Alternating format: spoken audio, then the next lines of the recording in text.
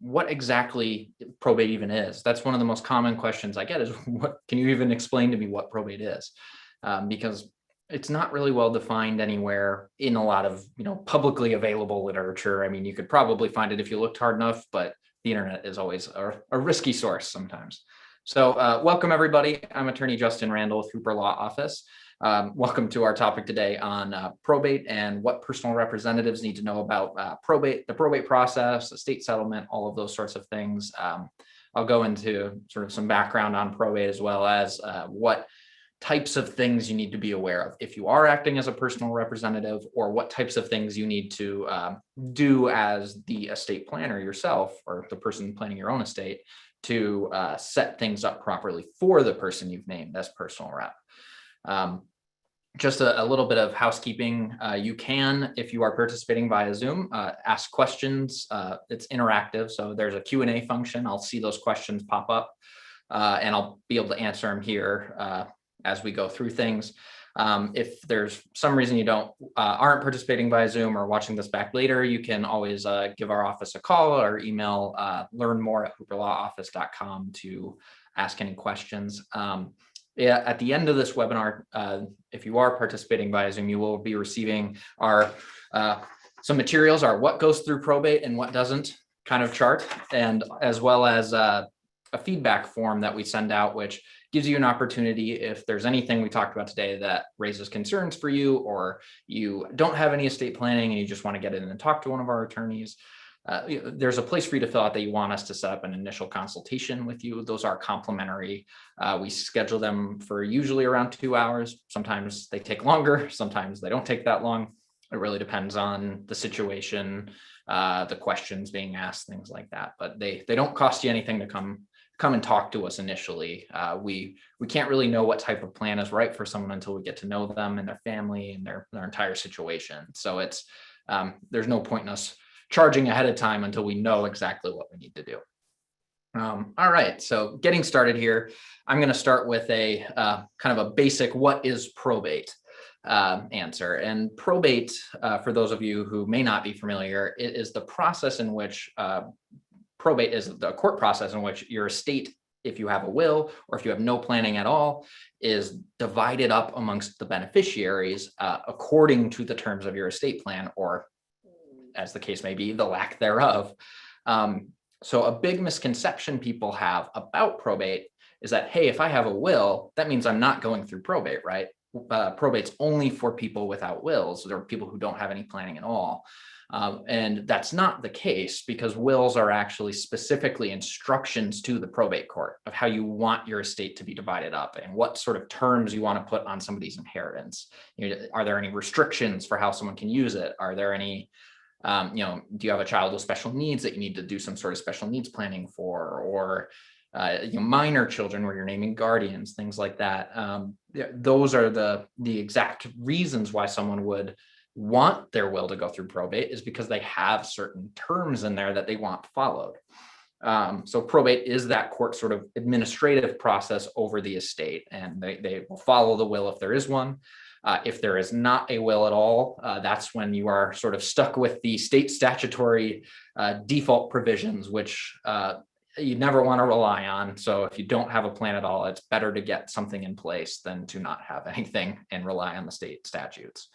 The state statutes, the reason you don't generally want to rely on them is they're meant to sort of meet the most common scenario that people might go through. Hey, first marriage, all joint children, pretty straightforward. First to my spouse, then to my kids equally is kind of the most basic distribution pattern for plans, right? But then there's also the statutes deal with more complex situations where, especially if there's blended families or second marriages, where it might not go according to the plan that you had intended. Maybe you still wanted everything to go to the surviving spouse, but you have a blended family. If you don't have a plan at all, the state statutes are probably not going to follow the pattern you want, because some amount does still go to your biological children and not all to the surviving spouse then, if you don't have a will. So that's exactly why you get your own plan in place to dictate what you want to happen, whether that's a will or a trust. You want to have something set up. But probate then is where wills are followed. So like I said, whether you have one or you don't, your will is going through probate. If you don't have any plan at all, you're probably having some assets go through probate as well. But it's not as simple as saying, well, if I have a will, all of my assets are going to be divided that way either. The problem that occurs a lot of times with wills is not that there's a problem in the will itself, but the way people have their assets designated creates problems for the plan. So what this chart that you will be receiving from us shows is that some things don't go through probate because they have beneficiary designations on them. Accounts like transfer on death or payable on death, those sorts of designations, or, if you look at an IRA, hey, my spouse is the beneficiary, right? Those automatically avoid probate. They pay out or transfer to those individuals. So if you have provisions in your will that you want followed and you want to control those specific accounts, the issue you're going to have is that, well, that will only controls what's going through probate. So if you have these designations pay out directly to the beneficiaries, that will no longer does anything over those assets. It does not control them. It does not restrict the beneficiaries for those assets anymore because it just paid out to them.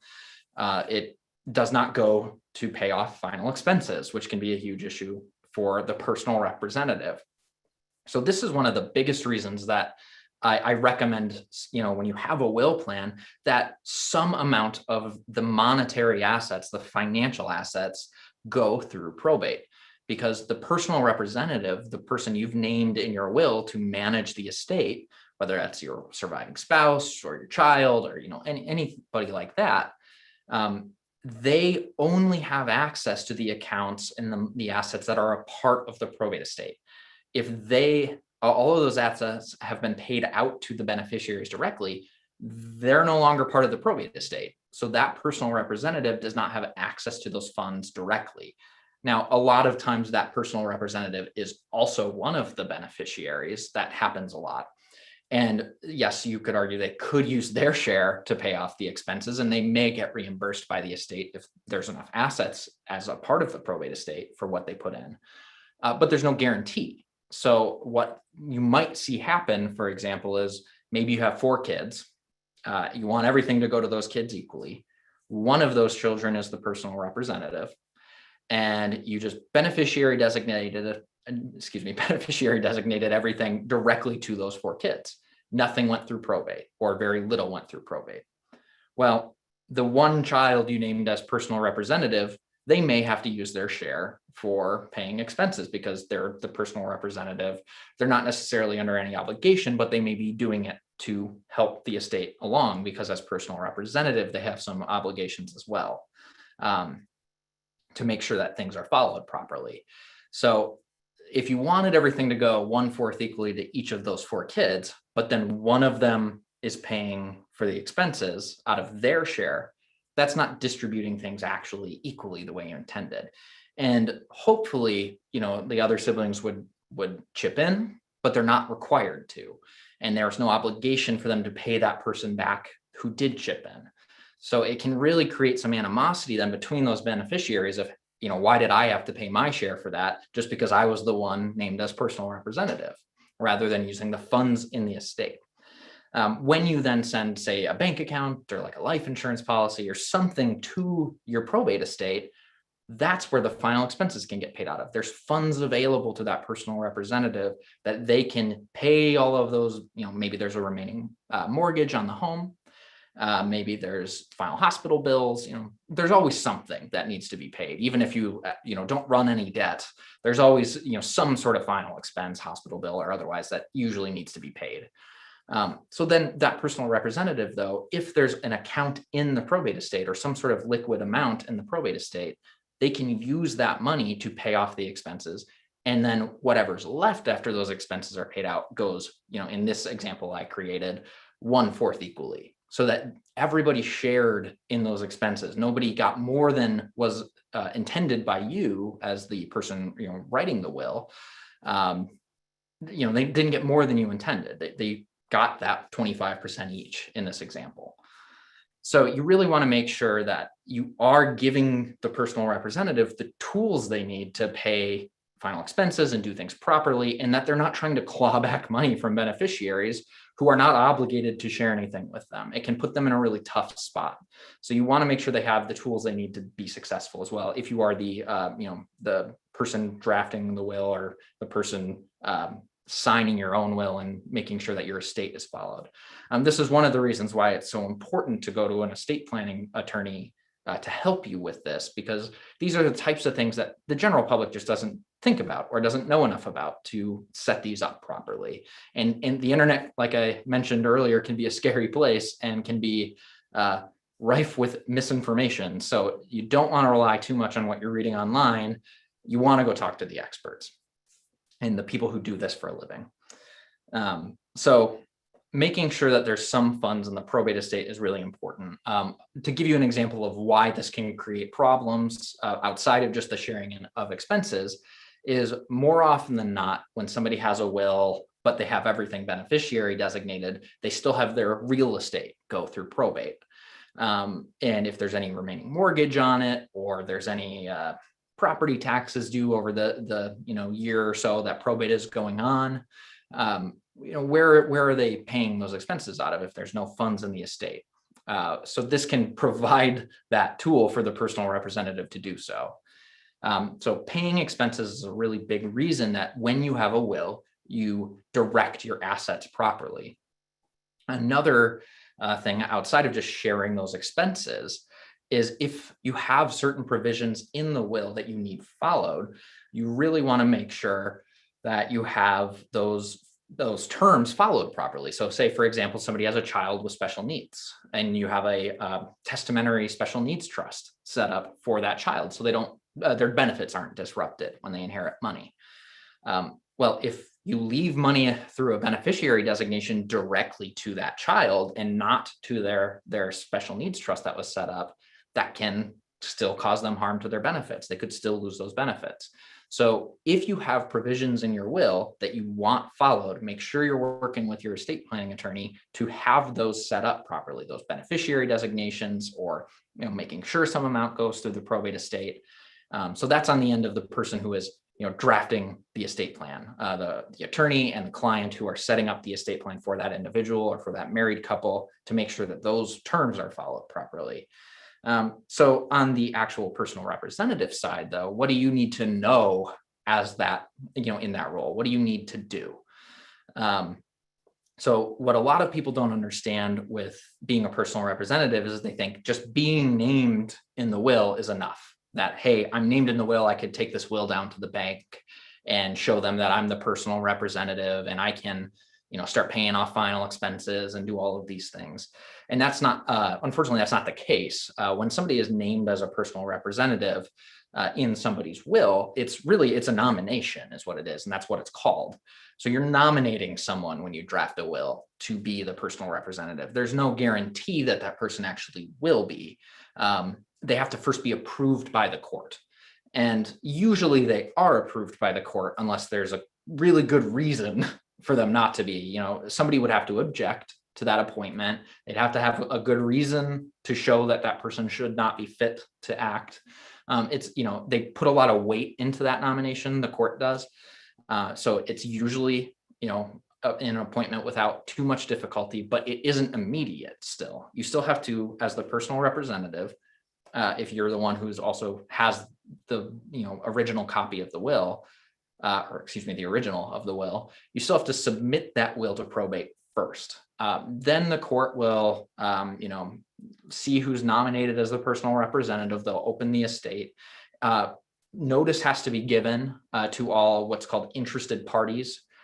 Interested parties are the people inheriting under the will, the people who would inherit under a previous version of the will had it not been revoked, or if this current version of the will was invalid for some reason, or the people who would inherit were there no plan at all. So basically anybody who could inherit now might have inherited under an old version, or would inherit had people not had a plan at all, who are what's called your heirs at law. Those people have to be given notice to that appointment or that nomination of personal representative. They have to be given time to come forward and potentially object to that person's appointment. That's what I was mentioning earlier when I said, some people might object to certain people nominated as a personal representative. Some people, of course, the risk always being somebody might do it because they don't like the individual, or, there's bad blood between somebody, or they just don't have a good, familial relationship with the rest of the family. Those aren't reasons that anyone would prevail on an objection. It's actually, you have to have a good reason, like somebody is, they're currently engaging in fraud, or they're, they passed away, for example, that person just isn't there anymore, or they're incapacitated now for some reason. They don't have the capacity to act as personal representative due to a health reason, or, an Alzheimer's or dementia diagnosis, for example, something like that. So there does have to be a reason why you would be, somebody could prevent that initial personal representative from actually being nominated. So this process can take a couple weeks, though. So if you are the personal representative, don't expect to necessarily go into someone's bank account right away and start paying off expenses. Once you have been approved by the court, that's when the court issues what's called a domiciliary letter. Think of it like someone's financial power of attorney for their estate. This is the proof, the documented proof that I am who I say I am. I am the personal representative. I have been approved by the court. I can act in the capacity that I'm claiming to. So if you went to the bank with a domiciliary letter and you showed that there was a probate going on for that person's estate, along with like a death certificate, then that would show that you are who you say you are and you have the authority to start paying expenses. So it isn't an immediate thing like a lot of people assume it is. That doesn't mean that that's reason to leave money directly to the personal representative with like a beneficiary designation, regardless of whether they are an ultimate beneficiary of the estate or not, because that can, that person as a personal representative, then if I just left money to a personal representative outside of my probate estate, they could take that money. There's no obligation for them to pay it off. So you still want to follow the proper steps, even though there is a bit of a waiting period there. It's still better than not following the plan at all.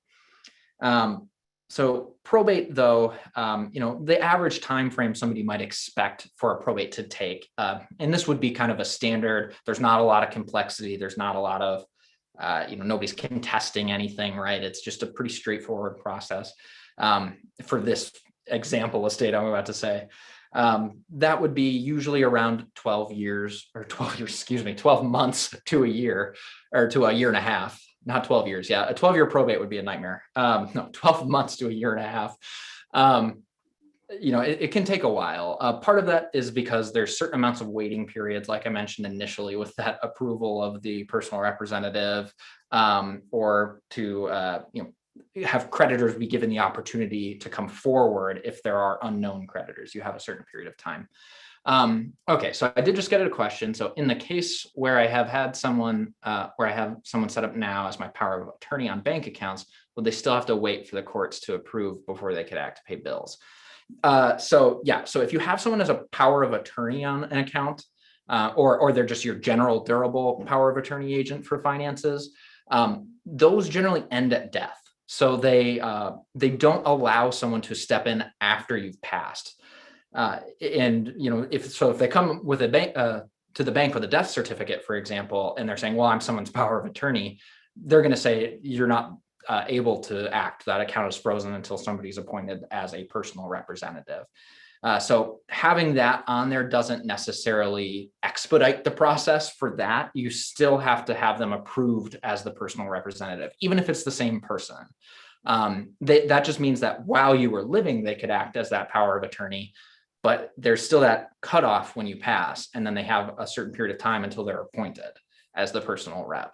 So it's still not an immediate thing. That's a good thought, but unfortunately, it still isn't immediate.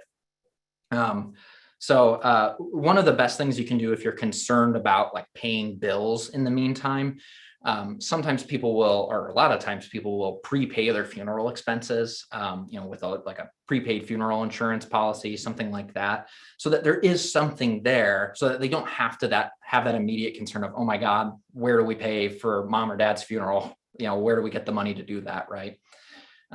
You can do certain things to help ease that process. And you don't need to worry too much about how long it should take to, for someone to be appointed as a personal representative, especially if you don't have any concerns about anyone being, objecting or creating any issues there. Now, if you do, that's something to talk about with your attorney that you're working with on that, to make sure that, hey, how can we make this go as smooth as possible? And the answer to that's going to depend a lot on what type of, concerns you have, or, who you think is going to object, and, what type of objection they'd have. And is it even a valid concern, things like that.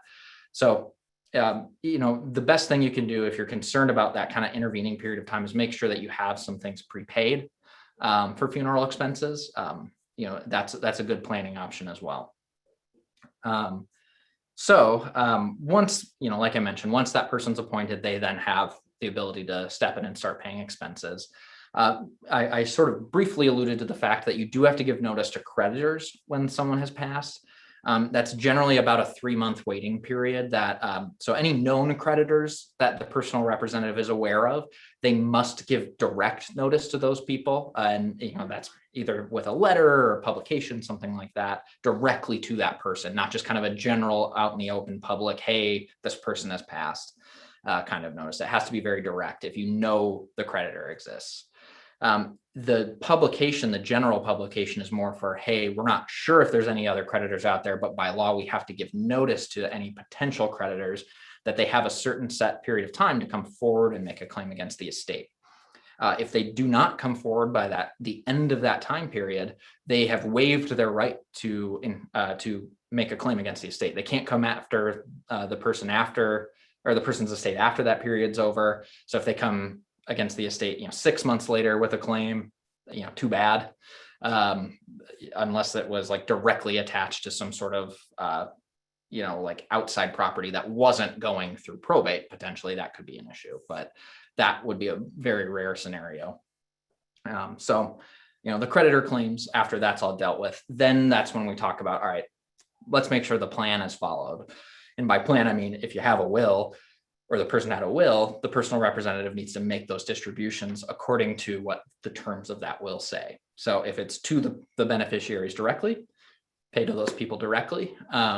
You can make outright distributions from the estate. If it involves setting up any sorts of like a trust for a beneficiary, whether that's a minor or a child with special needs of any kind, making sure that those are set up and funded properly. If possible, like I said, a lot of this is kind of set up in advance by the estate planning attorney if they're doing it correctly. So you want to make sure that you're working with someone who does this area exclusively, and not somebody who sort of dabbles. That's always a risk with any sort of legal representation, is if you don't go to somebody who focuses on something. Okay, so after all of that's paid out, then, hey, if everything was funded properly, the estate can be closed, the beneficiaries are happy, they got what they want, those sorts of things. Things went according to plan. But like I mentioned, very commonly what we see is when things don't go according to plan, when they haven't properly had their estate set up. And, that could include whether or not they've even drafted a will, but it primarily is we're concerned about how things are funded to the estate. There are some things, for example, that you just would never want to go through probate.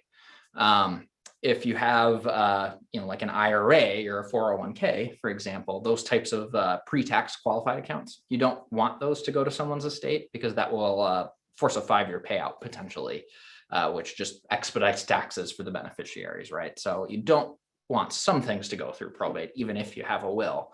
But you still want them to be coordinated, those beneficiary designations coordinated to follow somebody's distribution pattern in their will. Okay. I think, is that a new question, or no, I answered that one. Okay. All right. So the question becomes, though, is, all right, what if I don't want my assets to go through probate, right? What if I, after all of this sounds scary. I don't want to be a personal representative, or I know I'm going to have to be my parents' personal representative, and probate is a process that could be a little intimidating for people, obviously. what do they do to set this up in a way that we don't have to worry about this probate process, or that we don't have, some of these waiting periods that we might be concerned about. And the tool we most commonly use to help someone avoid probate in a way that still provides them planning and not just utilizing only beneficiary designations.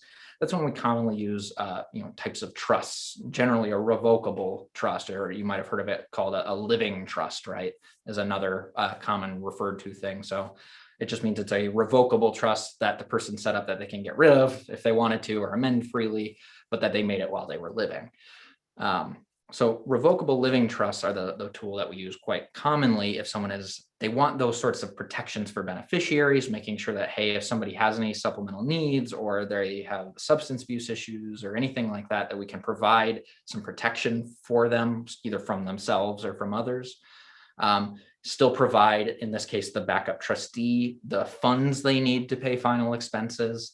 It still gives that central planning to everything without the probate process. Trusts are not subject to probate.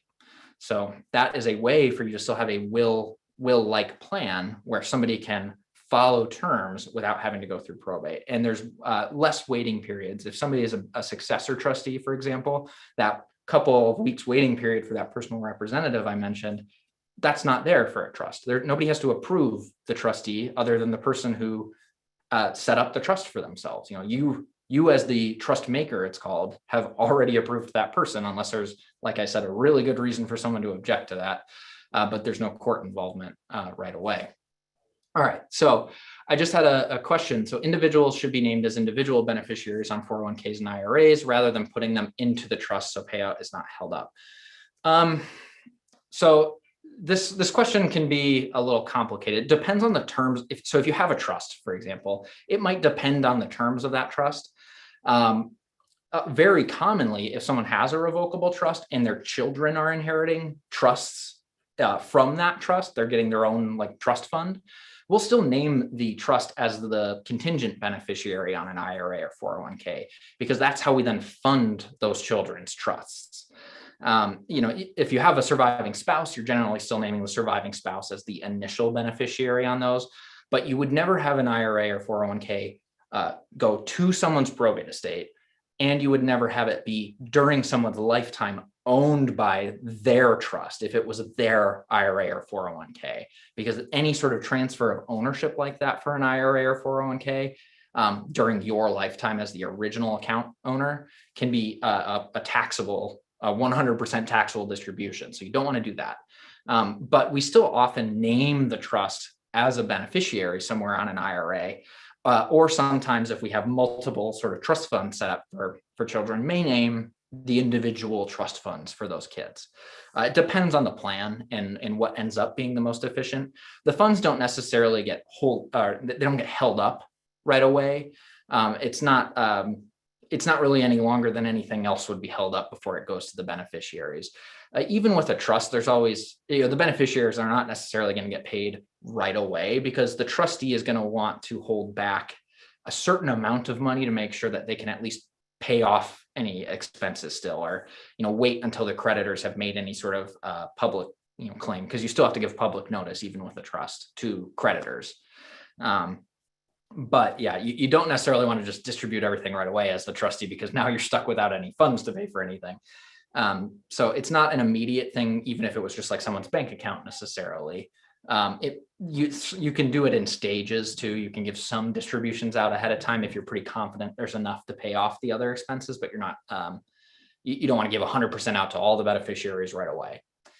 So sorry, I gave a very meandering answer to that question, but yes, occasionally we will name, or actually very commonly we'll name some sort of trust as the contingent beneficiary. If it's a married couple, they'll be the number 2 beneficiary on someone's IRA or 401k. If it's a single person or the surviving spouse, then we'll name very commonly the trust itself as the contingent, or as the initial beneficiary, excuse me, as long as there's no spouse for things to go to at that point. And sometimes this is going to be a little more complicated, but sometimes with long-term care planning for things like Medicaid and trying to avoid disrupting someone's Medicaid eligibility once they're already in care. We use other types of beneficiary designations to make sure that that spouse can still receive the benefit of that IRA, the surviving spouse, without being the direct beneficiary themselves, right? So it still doesn't cause them any harm in terms of Medicaid eligibility, but it also doesn't, the beneficiary you might see on that account is not directly the spouse. So that would be something you would want to work with, an elder law or estate planning attorney specifically on that issue. But yeah, you wouldn't, if you were dealing with a will, for example, with an IRA, that you might send directly to those beneficiaries if it's like the surviving spouse, because with just a will-based plan, if everybody's just inheriting outright in their own name, there's no benefit for that IRA to go through probate because of the tax consequences associated with it. So in that instance, you wouldn't send it through probate, and then maybe the beneficiaries are happy they kind of get everything all up, some amount right away. So with trust, though, you would still want it to funnel through the trust, because there's other backup provisions in there as well.